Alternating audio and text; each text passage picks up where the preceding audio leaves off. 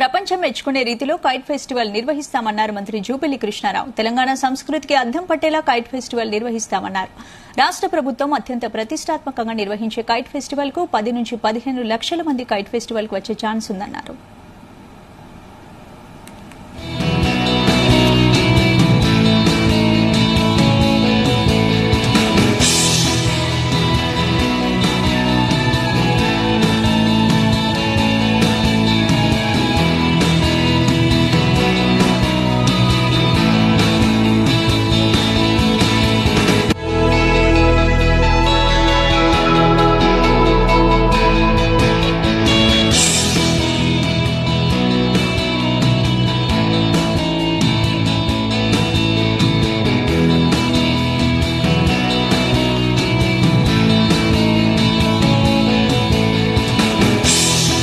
ఈ శుభ సందర్భంలో నూతన సంవత్సర శుభాకాంక్షలు.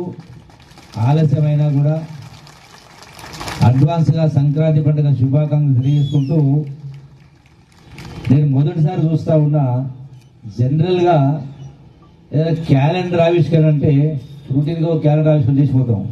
కానీ ఇక్కడ చూస్తే పవర్ మెన్ క్యాలెండర్, అంటే ఈ యొక్క యూనియన్ పవర్ అనేది ఈ ఆవిష్కరణ సందర్భంలో చూసిన ఒకటి క్యాలెండరు, ఒకటి డైరీ, ఒకటి నోట్బుక్, ఒకటి వాల్ క్యాలెండర్.